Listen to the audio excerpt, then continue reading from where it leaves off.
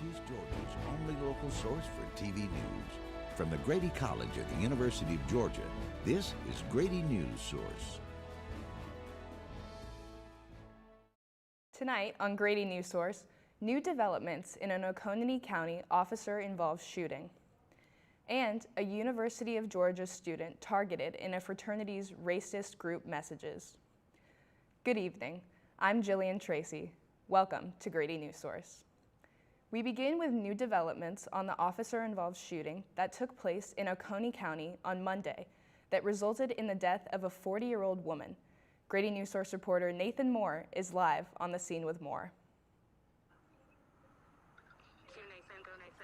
Thanks, Jillian. I'm standing here at 1001 Creekview Court, where on Monday, a 40-year-old female Athens resident was shot and killed after an encounter with two deputies of the Oconee County Sheriff's Department. This all per the official report posted to their Facebook page. The victim was a guest of the residence, having stayed the previous night. A male resident of the house called 911 around 10 a.m. on Monday morning after the victim reportedly stabbed a dog and hit the male caller in the head with a pipe. Now, the two deputies that were dispatched were identified as Corporal Henderson and Deputy Swisher, who they did arrive upon the scene and describe the victim as being armed with a knife and a blowtorch. Now, they tried to de-escalate the situation for approximately 17 minutes, according to the report, and described the victim as, quote, being in a manic state and called for medical assistance upon arrival. Now, Deputy Swisher was armed with a taser, which he did fire at the victim when she charged both deputies armed with the knife and blowtorch, but she was fatally shot, of course, by Corporal Henderson upon the incident. Now, they did attempt CPR. They had medical professionals on standby, but were unfortunately not able to resuscitate the victim, who was pronounced dead on the scene. Now, the incident is currently under investigation by the GBI, the Georgia Bureau of Investigation, who has gathered all the facts, including some body cam footage, a portion of which we are about to show you. Now, this is only about 12 seconds of a full 50-second video that you can see on YouTube and on the official Facebook page for the Oconee Sheriff's Department. I must warn you, it is graphic in nature, and we have edited out bits of expletive words that we cannot show on television. So again, just the first 12 seconds, again, be warned that it is graphic. Thanks, Jillian. I'm standing here at 1001 Creekview Court, where, according to the Oconee County Sheriff's Office, a 40-year-old female Athens resident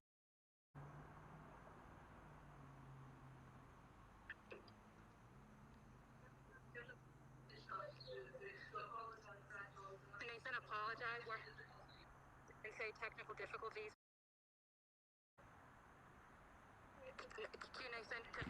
According to the report, moments later in the video, it shows the victim making verbal threats to the deputies and then charging them again, brandishing a knife and blowtorch, which, again, Corporal Henderson fired multiple shots into her, ultimately proving fatal. Now, the GBI investigation is being led by Special Agent Jesse Maddox, who did decline an interview but said in an email that the investigation would continue for, quote, a few more weeks, and that once it is complete, they will pass the evidence and their findings along to the district attorney. For Grady Newsource, I'm Nathan Moore. We do apologize. We had some technical difficulties with Nathan's package. Moving on to our next story, UGA student Ariana Bunwe was recently the target of a racist GroupMe chat created by the UGA chapter of the fraternity Lambda Alpha Chi. Grady Newsource reporter Chelsea Perry had the opportunity to speak with Bunwe about how the situation affected her and the aftermath.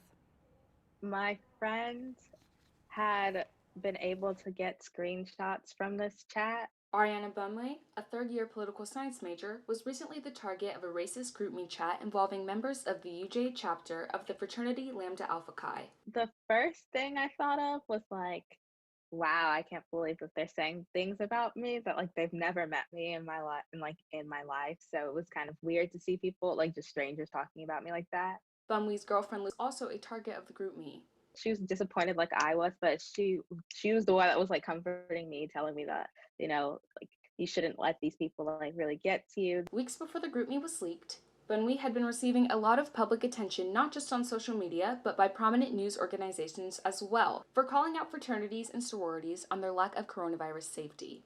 For the past couple of weeks, I've been like posting about Greek life, not really following COVID policies of the university, and just not taking into consideration like the feelings and the health of the Athens community, considering that the majority of Athens is Black, and we already know that COVID affects Black people disproportionately to white people. In regard to the GroupMe incident, the national chapter of Lambda Alpha Chi states that they sincerely apologize to everyone disparaged by members of the UGA chapter. Greg Trevor, the interim senior executive director for marketing and communications for the University of Georgia, states in an email that there is no place on campus for intolerance. This might seem like I'm just trying to burn the university down or try to ruin the university's image, but I'm really just asking for accountability from the university. That's literally all I'm asking for. The national chapter of Lambda Alpha Chi states that an investigation is still ongoing. Chelsea Perry, Grady Newsource. Former UGA football player Otis Reese released a statement on Twitter claiming several things about Athens police, UGA students, and the UGA coaching staff as he awaits a decision on his immediate eligibility at Ole Miss. Grady Newsource reporter Jack Sadigan has more. Otis Reese continues to push for immediate eligibility from the NCAA and SEC after transferring to Ole Miss this offseason. With 4 days until SEC football, Reese released a statement accusing Athens police of being extremely aggressive, accusing us of using drugs and searching the car without any basis, and told us they would take us to jail during his time at UGA. Reese also mentions 2 other instances of public racism from classmates and student athletes and states none of these things were ever addressed by the coaches at UGA. The UGA Athletic Association released a statement saying they are unable to comment on student athlete eligibility, but would release their full response to Reese's transfer waiver if Reese agreed in a signed release. They also disputed suggestion of an unsafe, unsupportive, or racially insensitive environment. Thomas Baker, an associate professor at UGA and PhD in sports law, says the move may not help or hurt Reese, but puts pressure on UGA and the NCAA. It's definitely a strategic move in the sense that to become immediately eligible, there's a need to demonstrate a justification for why a change. Reese, as well as some of his current and former teammates that I reached out to, were unavailable for immediate comment, and the NCAA has yet to release a statement. Reporting from Athens, Jack Sadigan, Grady Newsource.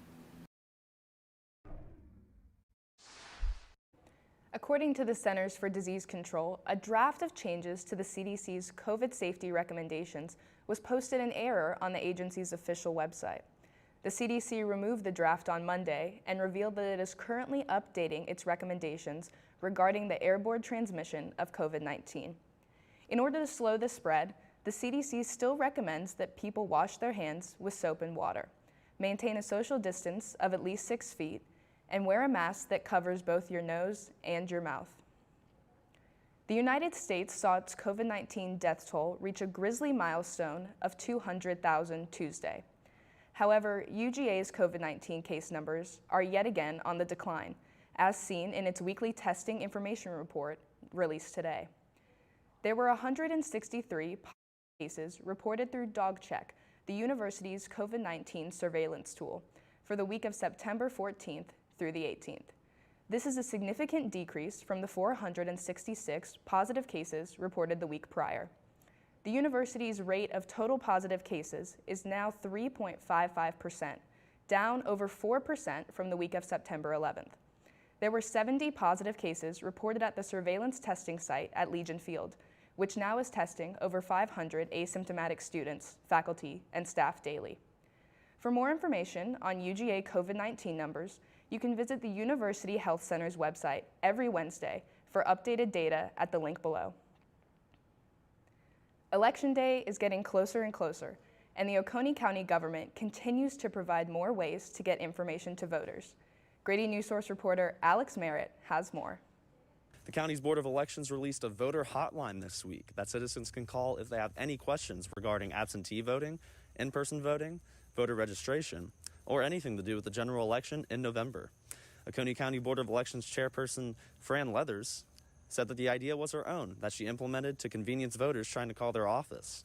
Leathers says that the purpose of the hotline is to give information to voters that are unclear or want a different avenue than going to the county's website, which already has voting information posted. I don't like to call somewhere and have to sit for a minute and listen to everything before I talk with somebody. That's just one of my pet peeves. So I decided that we, checked with the RT department, and they had a line that we could do that for. So if people just wanted information, they could call that number.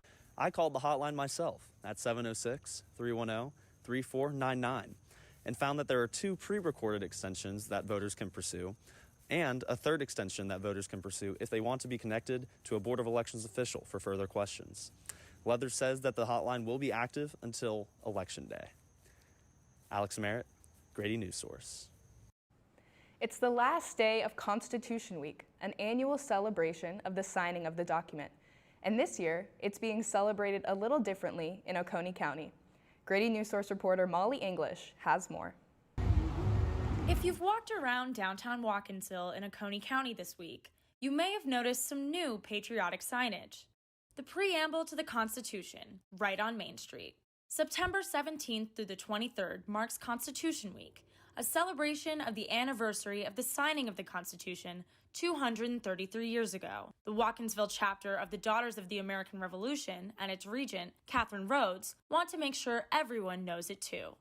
But everything, from the proclamations to the ads to the posters to just word of mouth, I think we have a lot of people that are aware of what today is and also the whole week. COVID-19 stopped traditional in-person celebrations this year, so the DAR got a little creative with spreading the word, leaving these goodie bags around town, filled with booklets, bookmarks, and other Constitution Week materials. Commemorating Constitution Week is not new to Watkinsville, but every year the Oconee County Board of Commissioners and the Watkinsville City Council officially proclaim the week-long observance, which was first legally recognized by President Dwight D. Eisenhower in 1956. Political science professor at UGA, an expert on the Constitutional Convention, Dr. Keith Doherty, hosted his own Constitution Week celebration. In pandemic fashion, it was over Zoom this year, with UGA students and a visiting professor of political science from the University of Notre Dame. Doherty says celebrating the milestone is important.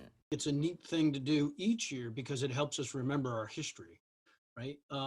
It helps us remember some of the things that's going on, how the Constitution was created. I think we get an enormous number of myths about the early American history. For Rhodes, Constitution Week this year is all about getting back to basics in a world with so many uncertainties. Mainly what we want to send out to people is, let's concentrate on the basics of what our country was built on and go forward. Molly English, Grady Newsource. Coming up, find out what Jackson County schools may do to prevent the spread of COVID-19. And find out how 2 Athens-Clarke County Commissioner candidates want to spend your tax dollars on public safety. To Maddie, congrats on paying off all the...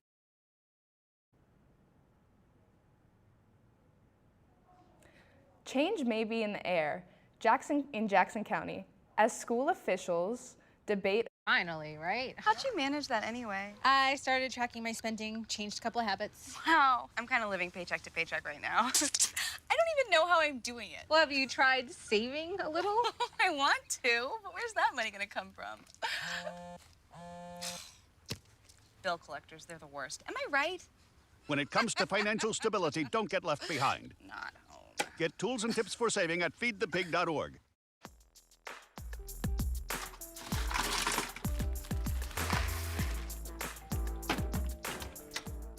Thank you.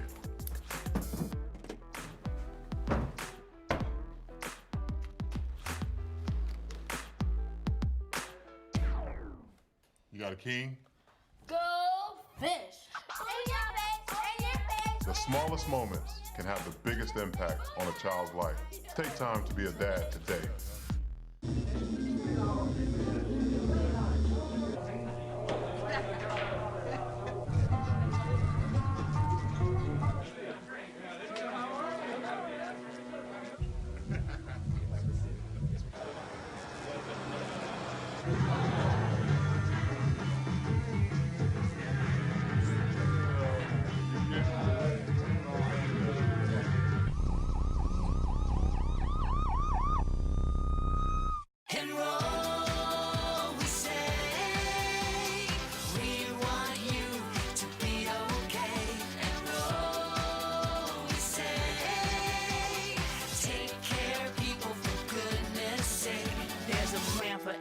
budget, so don't accept defeat. Now you can get covered and still buy me treats. You take care of your pets. Now it's their turn to take care of you. Visit getcoveredamerica.org to learn about your health insurance options.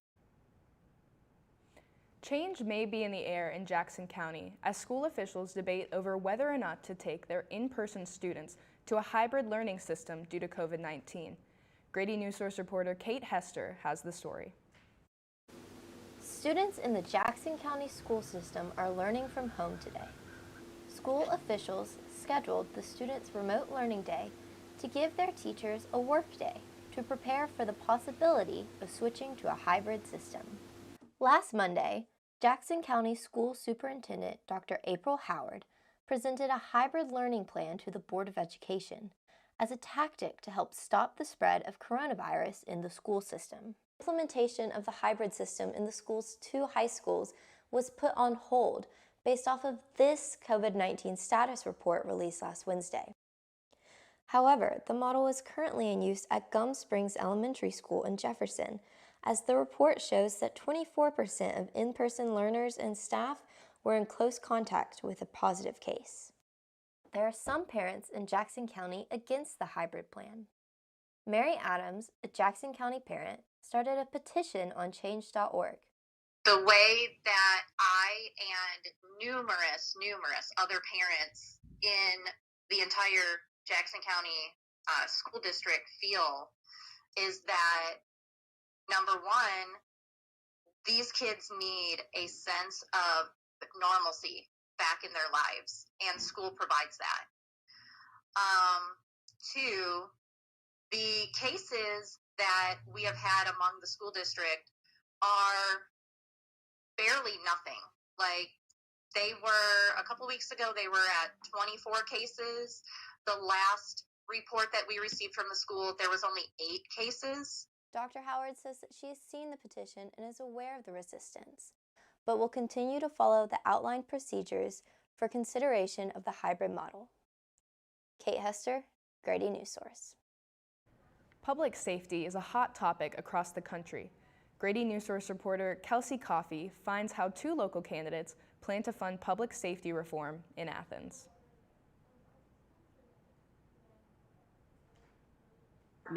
Is a top priority for Athens-Clarke County District 6 Commissioner-elect Jesse Huell in the upcoming election. Huell's opponent, Chad Lowry, agrees.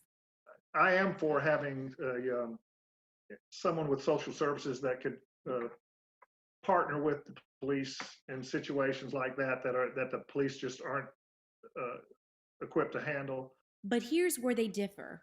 Huell wants ACCPD to fund these mental health services, while Lowry thinks the fund should come from somewhere else. If you want to incorporate some of those ideas in, get the funds somewhere else. Huell says defunding the police is not the goal. Instead, their funds should be used differently. There's a lot of focus on the police. I see that as a symptom of a larger network of problems. Professor Joseph Watson, who studies public affairs communication, says it's a language issue. Words do matter, and sometimes things that are slogans, that are kind of handy slogans, don't translate well into accurate language. Watson says the phrase defunding the police can be misleading. He says that the term reallocation better reflects what some local government officials may want to do for public safety reform. Kelsey Coffey, Grady Newsource. Happy Wednesday, everybody. I'm Jenna Maddox, bringing you your Northeast Georgia weather. I'll be telling you about the start of fall and the weather for the rest of the week coming up next. And roll, we say, we want you to be okay. And roll, we say, take care of people for goodness sake. There's a plan for every budget, so don't accept defeat. Now you can get covered and still buy me treats. You take care of your pets. Now it's their turn to take care of you. Visit getcoveredamerica.org to learn about your health insurance options. Hey, Hard, what's this? That's my resignation letter. You're resigning? Why? Because you're constantly ignoring me. You're half as active as you used to be, and you eat stuff like this. You've been putting me under a lot of pressure lately. That's why I'm ready to quit. I forgot. I'll do better. Please. don't quit on me, okay? But remember, it's not what you say, it's what you do. Listen to your heart. Don't let it quit on you. Let's go for a walk. Uncontrolled high blood pressure could lead to a stroke, heart attack, or death. Get yours to a healthy range before it's too late.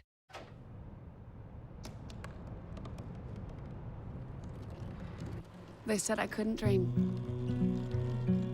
Called me a piece of trash and swore that's all I'd ever be.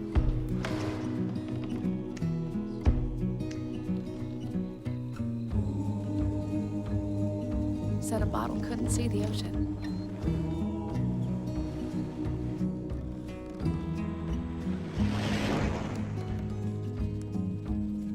Give up. Go back to the dumpster. But I didn't listen. I made my way.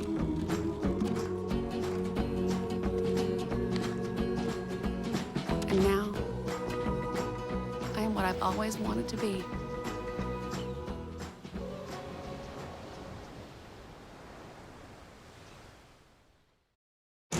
And now, the weather. Happy fall, everybody. I'm Jenna Maddox here with your Grady Newsource weather. Today, I'm going to be talking about the start of fall and what the weather looks like for the rest of this week and what the game day forecast is going to look like over in Arkansas this Saturday. So let's take a look at our evening planner for Athens tonight. It's going to be 72 degrees at 6 p.m., partly cloudy, and then at 9 p.m., also partly cloudy at 65 degrees. We're going to reach a low of 62 at midnight, also partly cloudy. And we'll take a look at our day planner for Athens tomorrow. We're going to start out with 62 degrees, overcast at 9 a.m., and then at noon, it's going to be around 70 degrees, also overcast, and then rain's going to start coming into the area at 3 p.m., and our high will be 74 degrees. Now let's take a look at our low temperatures over in the Northeast Georgia region. For tonight, it's going to be 60 degrees in Chattanooga, 56 in Blairsville, 60 in Greenville, 59 in Toccoa, also 59 in Gainesville, 60 in Rome, 61 in Atlanta, 59 in Augusta, and 60 here in Athens. Now let's take a look at our high temperatures tomorrow in the Northeast Georgia region. So in Chattanooga, it's going to be 69 degrees, 65 in Blairsville, 70 in Greenville, 68 in Toccoa, 69 in Gainesville, 72 in Rome, 73 in Atlanta, 74 here in Athens, and our outlier Augusta at 80 degrees tomorrow. All right, so let's take a closer look at our forecast tonight. Our low is going to be 62 degrees. It's going to be mostly cloudy with a 20% chance of rain, and the winds will be blowing at 1 mile per hour southeast. So a nice night tonight. All right, and then our forecast for tomorrow, our high is going to be 74 degrees, and it's going to be a little bit rainy, so don't forget your umbrellas tomorrow. It's going to be overcast and rain. There's going to be a 50% chance of showers tomorrow, and the winds will be blowing 5 miles per hour east. All right, and let's take a look at our 5-day forecast for the rest of this week. Today, Wednesday, like I said, partly cloudy. Our high is 75 and our low is going to be 60. Tomorrow, Thursday, like I said, it'll rain. It'll be a high of 74 and a low of 63 degrees. Friday, there's still going to be some rain lingering. Our high is going to be 78 and our low is going to be 65. And look at this weekend. There's going to be a little bit more sun coming into the area. Our high is going to be 81 on Saturday and a low of 66. And on Sunday, also partly cloudy with a high of 81 degrees and a low of 65 degrees. And a look at the game day forecast over in Fayetteville, Arkansas, where our dogs play on Saturday for the open of the season. It is going to be 82 degrees at 4 p.m. for kickoff, sunny and clear for our dogs. There's going to be a 0% chance of showers and winds will be blowing south at 8 miles per hour. Let's hope for a Bulldog win on Saturday. This has been Jenna Maddox with your Grady Newsource weather.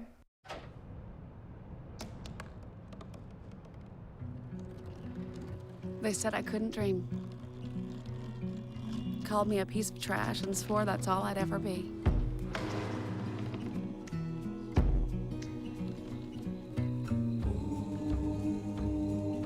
said a bottle couldn't see the ocean.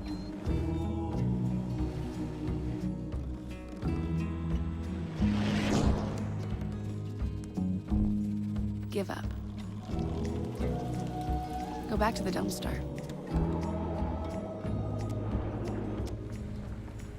But I didn't listen.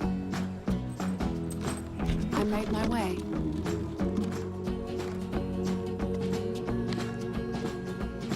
And now, I am what I've always wanted to be.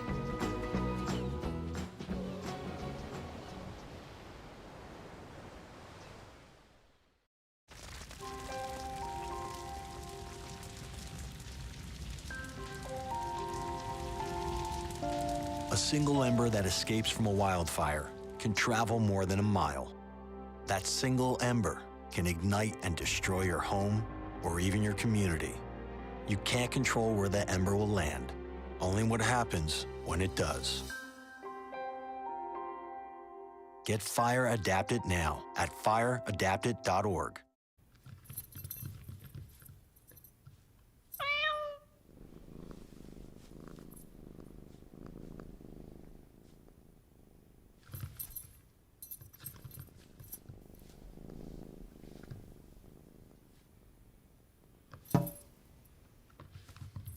There's a shelter pet who wants to meet you.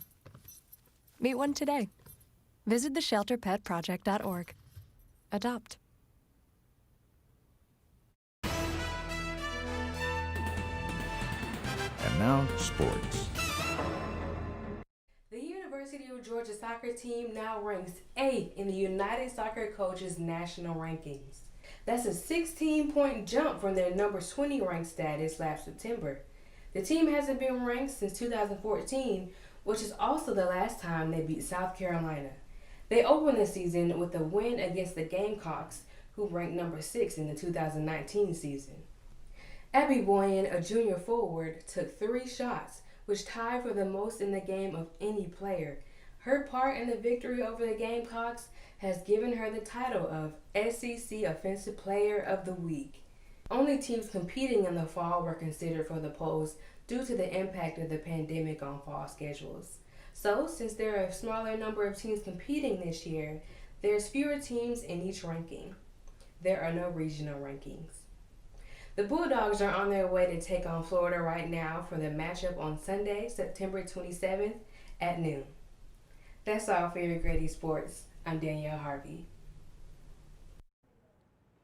Coming up, how food insecurity has increased amongst Barrow County schools.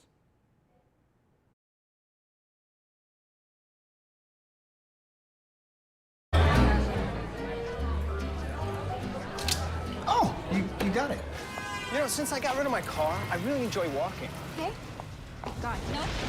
Getting pulled over for buzz driving could cost you around $10,000 in fines, legal fees, and increased insurance rates. Oh, you're home early. You live with your mom? That'll set your game back a few years. Buzzed, busted, and broke. Because buzz driving is drunk driving. Hey, Hard, what's this? That's my resignation letter. You're resigning. Why? Because you're constantly ignoring me. You're half as active as you used to be, and you eat stuff like this. You've been putting me under a lot of pressure lately. That's why I'm ready to quit. I forgot. I'll do better. Please, don't quit on me. Okay. But remember, it's not what you say. It's what you do.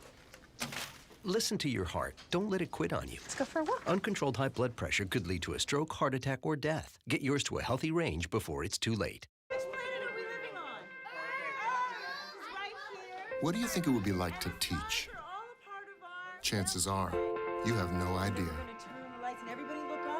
Teachers today are breaking down obstacles, finding innovative ways to instill old lessons, proving that greatness can be found in everyday places, and that you don't need to be famous to be unforgettable. That's what it's like to teach.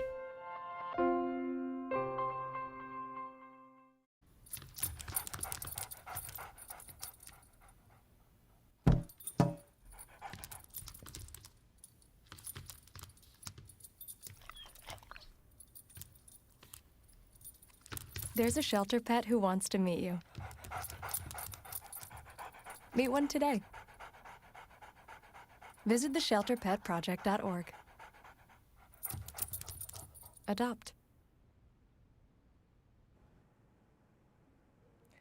Thank you for watching Grady Newsource. I'm Jillian Tracy. Have a good night.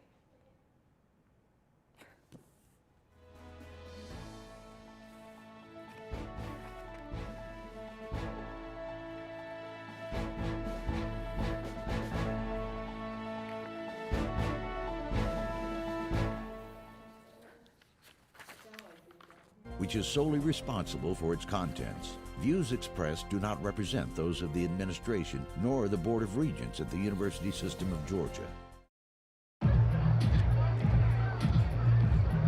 If you drive buzzed, it could cost you around $10,000. You'll face major legal fees, major fines, and steep insurance penalties. You could lose everything. Buzzed, busted, and broke. Because buzz driving is drunk driving. Good. Homemade noodles. Oh. Marty, stop it. Oh my goodness, I'm so sorry. It reminds me, I've been thinking maybe we should try a new form of birth control. I heard about this one. It's called the IUD, intrauterine device. Or we could try the patch on your arm. Actually, I think that one goes in your butt. Bedsider.org has birth control information and a lot more. And it's... What do you think, then? Arm or the butt?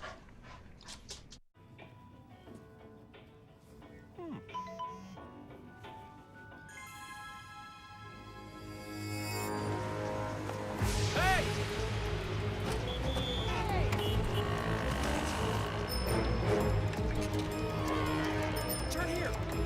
There. Excuse me.